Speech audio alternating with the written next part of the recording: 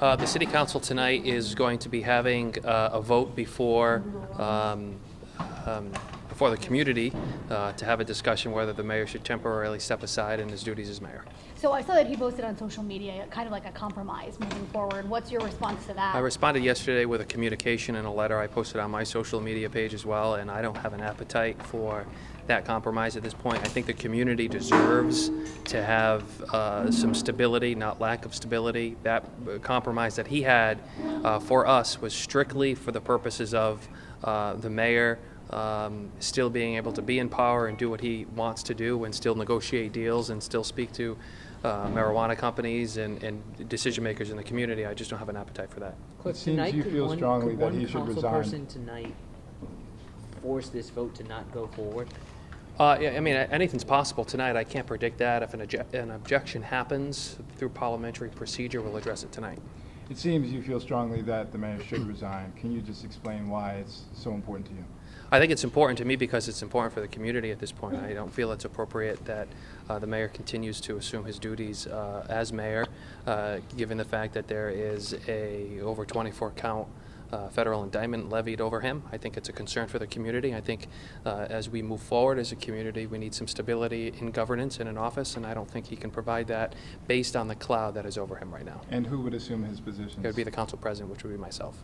Legally, can you do this? I know that was something that was talked about last time. I mean, the charter is pretty clear in my opinion. I don't think there's any confusion with what the charter says and what the charter doesn't say. The charter says by a vote of 7 votes of the city council, the council can deem the mayor unable to serve in his capacity as mayor, and that's what the vote that is going to be before us tonight a little after 7 o'clock. The first time you said this was super disheartening for the city. I mean, here we are again. What's kind of your response to that? I mean, it's even more disheartening now because now these are allegations that the mayor is facing that have everything to do with the office of mayor. The last time the mayor took a position that he didn't really have to address because they were all personal matters. These are all racketeering. We're talking about bribery. These are all duties that have everything to do with his office, the office and his office of mayor.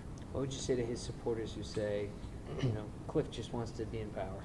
Yeah, I mean, that's nonsense. I mean, if I wanted to be in power and run for mayor, I would have ran for mayor in the recall. I would have ran for mayor this election.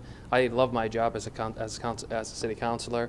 It's just I'm the next person in line here because I'm council president. The city council gave me that great opportunity. But yeah, no, if it isn't the case. If I wanted to be mayor, I would have ran for mayor. I enjoy my role and I enjoy being in a position of power and leadership.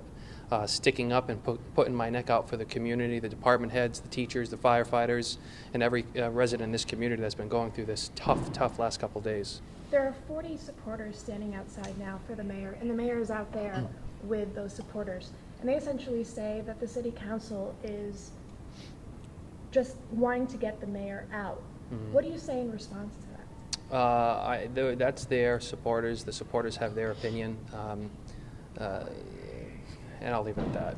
If everything goes as planned and the mayor can no longer be mayor, how do you win over the people who currently support him?